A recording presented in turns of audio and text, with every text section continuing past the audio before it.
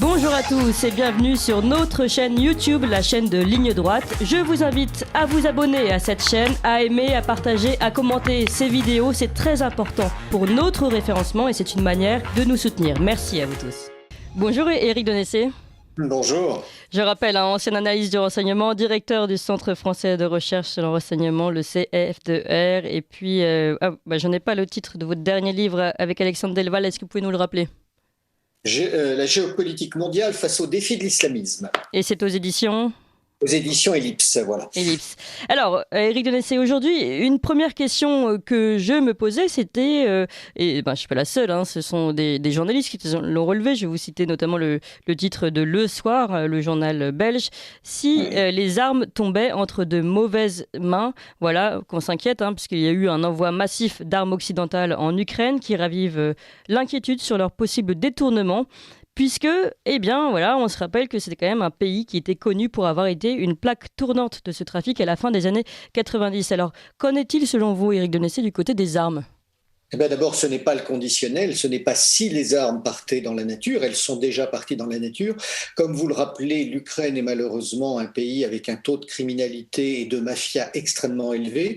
Donc, dès le début du conflit, quand le gouvernement Zelensky a décidé de distribuer des kalachnikovs à tout le monde, on sait déjà que ça a commencé à alimenter les trafics d'armes. Et depuis que les Occidentaux livrent de l'armement, on ne sait pas très bien où arrivent les armes. Bien sûr, la majorité semble arriver sur le front et aux combattants, mais dans la mesure où les personnes qui réceptionnent ces armes sont de nature extrêmement diverse. On voit effectivement des missiles anti-chars, des missiles anti-aériens, alors plutôt de l'armement portatif, on va dire, pas des canons de 155 ni des chars. Ce serait moins discret.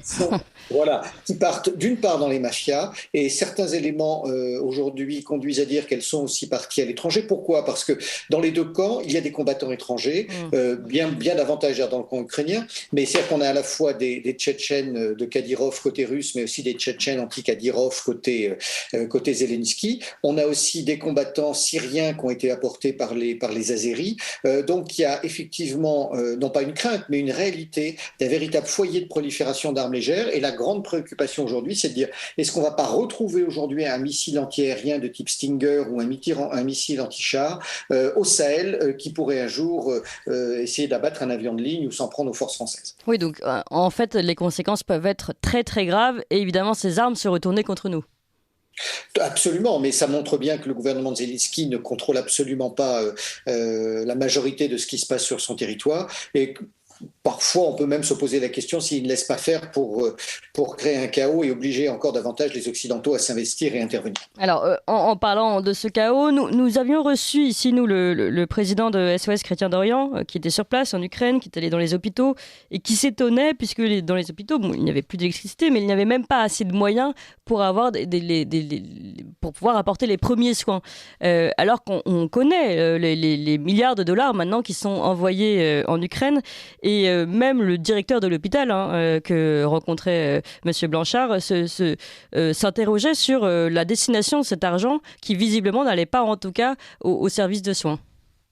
Oui, alors il faut rappeler qu'on a connu ça et à Kaboul et à Bagdad, et on le voit depuis maintenant plusieurs semaines à Kiev. Les Américains, par des avions C-130, amènent des palettes de dollars en entier en Ukraine, comme ils l'ont fait en Irak, en Afghanistan.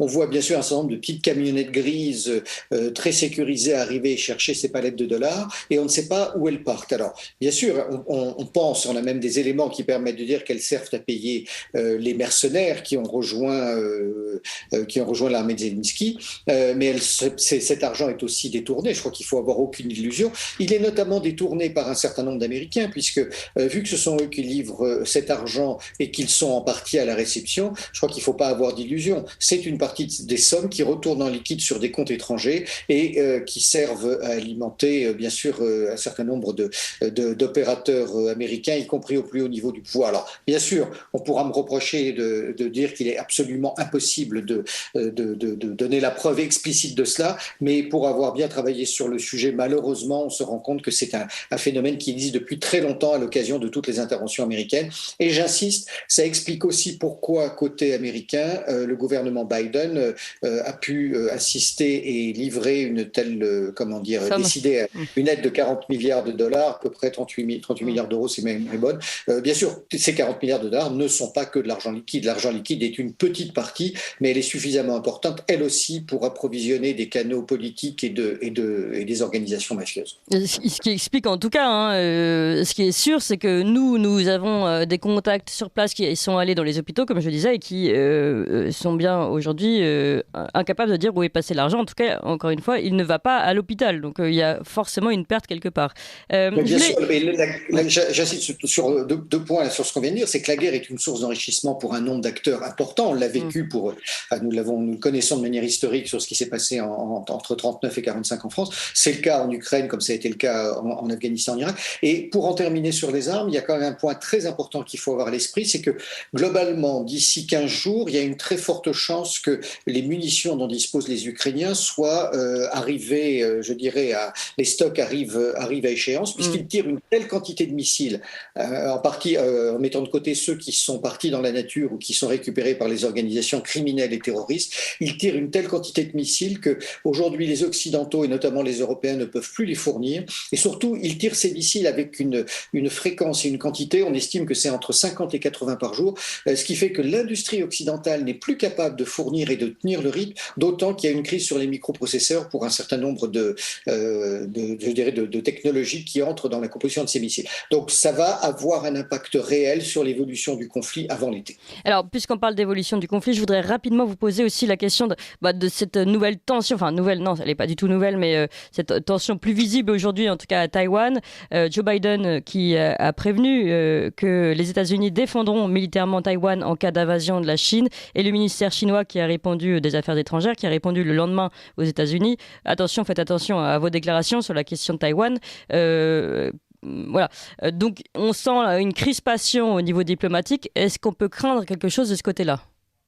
Écoutez, pour l'instant, non, parce que les Américains ne sont pas prêts à se battre sur deux fronts, ni psychologiquement, ni militairement. Les Chinois, même si leur attitude à l'égard de Taïwan est à mon sens inadmissible, parce qu'on est là sur un État structuré qui lui-même correspond aux libres décisions des peuples à disposer d'eux-mêmes. Seulement, ce qui m'intéresse, bien sûr, et je pense que les Chinois ont, malgré les provocations militaires auxquelles ils se livrent régulièrement, qui sont des tests de puissance, sont tout à fait capables de se laisser le temps de reprendre Taïwan pacifiquement ou par une forme de subversion. En revanche, ce qui est assez frappant, c'est que les Américains sont dans la contradiction la plus totale. Je rappelle qu'au mois d'octobre dernier, je crois que c'était le 22 octobre, le président Biden a dit qu'effectivement il interviendrait pour défendre Taïwan.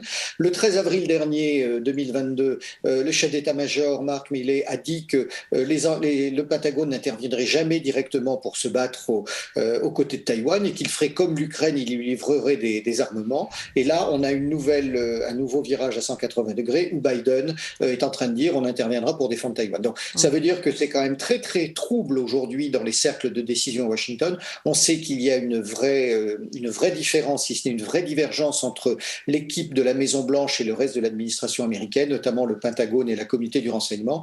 Il faut dire que le président Biden a de plus en plus d'absence. C'est un homme qui est malade et qui n'a pas sa conscience a priori. Se retourne pour saluer des personnes qui ne sont pas derrière lui. Oui.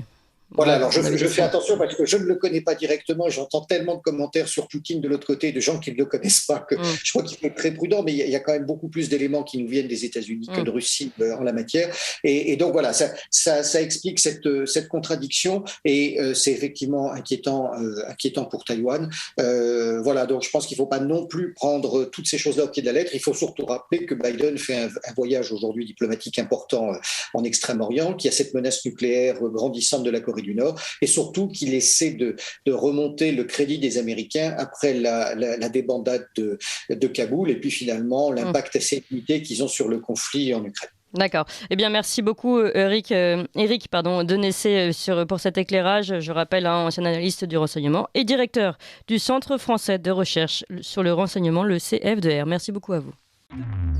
Vous appréciez cette émission? Alors aidez Radio Courtoisie à en produire d'autres, en indépendance totale. Rendez-vous sur soutenir.radiocourtoisie.fr. Merci d'avance.